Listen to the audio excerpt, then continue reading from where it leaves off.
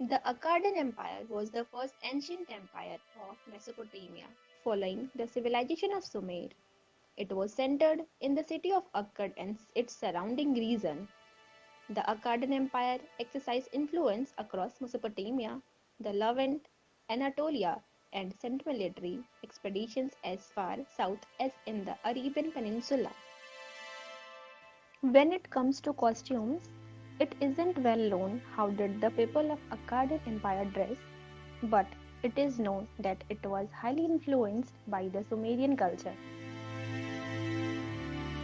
During the early year of the empire, the difference in clothing was seen among genders. Men of all classes wore mostly loin clothes, which are clothes that covers only the genital areas. Thus, their costume provided very little coverage because the costume was supposed to be flexible or utilitarian to help them do extreme physical activities. The Mesopotamian sculptures obtained from the Akkadian period and the early painting about the Akkadian kings reflect their minimal clothing. Like for example, here we can see a cylinder shell impression from the Akkadian period that shows a combat scene between a bearded hero and a bullman and various creatures. Here, the man seems to be wearing loin clothes. Soon after the loin clothes were invented, the Akkadian men were introduced to skirts. The skirts normally dangled to their knees or lower and were held up by a thick belt that fastened in the back. Early Akkadian women, however, seems to have worn only a shawl wrapped around their bodies. These shawls were often decorated with simple border pattern or all-over patterns. After about 2300 BCE, the draping varied, but for men at least, the fabric was arranged so that the fullness was at the rear, leaving the right or sword arm free. This newer form of dress had originated from further north and east, was adopted by the Semitic people of Akkad under the first ruler of the Akkadian Empire, Sargon, and later on, similar drapes were adopted by other people. Seals recovered from the period ruled by the Sargon, known as Sargonic period, also shows the influences of Sumerian Konakas on the costumes worn by the royals. The very little evidence of women attire recovered from the Sargonic era suggested that women too wore skirts and shawls similar to those worn commonly by men. Sculpture and seals recovered during the period ruled by the Remus. The second ruler of the Akkadian Empire shows that there were differences in clothing based on status and occupations of men. For example, high-ranking officials or possibly the king himself wore tufted garments, warriors wore middle-length skirts with protective sashes, and prisoners wore loincloths. Some sculpture and seals recovered from the Akkadian period possibly following that the Remus also showed people wearing longer skirts.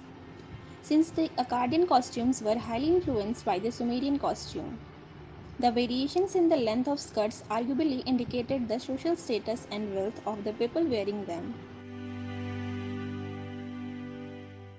In the earliest time, men and women have also used animal hides to cover and protect their bodies. But different style of dress is evident in Mesopotamian sculptures dating after about 2370 BCE that gave an impression about what could have possibly been the textile used in their costumes. Both men and women were dressed in a large piece of material draped around the body over a skirt that most commonly is wool and later also linen. This garment, which is similar to a shawl, was characteristically edged with tassels or fringe. When it comes to accessories, jewelry and headgears were symbol of wealth and status. Metalworking was a high standard and especially with elaborated gold jewelry which was encrusted with semi-precious stones. and worn by both men and women. Brooches, earrings, hair ornaments, and neck chains have all been found. Royal people and workers depicted in seals and sculpture are shown wearing headgears with designs that differentiate their positions.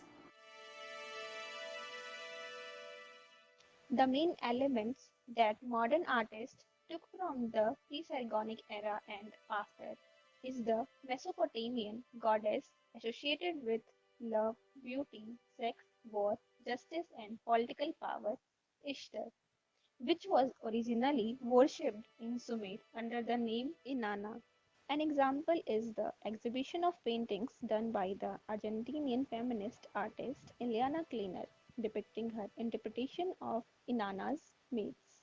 In media and fictions, Inanna or Esther usually only appears in work with strong mythological input. Most modern portrayals of Inanna or Esther have virtually nothing in common with the ancient goddess except for her name.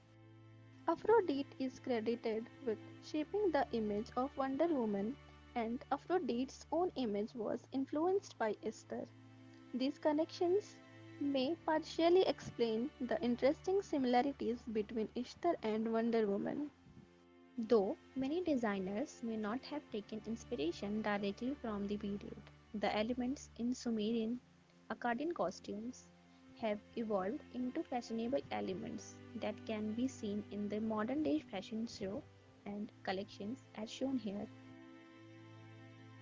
Akkadian people were one of the first group of people who wore loincloth. Fictional characters associated with nature, like Tarzan, are depicted wearing loincloths. This can be seen as an indirect influence of the Akkadian loincloths, as characters like Tarzan involved in extreme physical activities that requires flexible clothing, just like Akkadian people.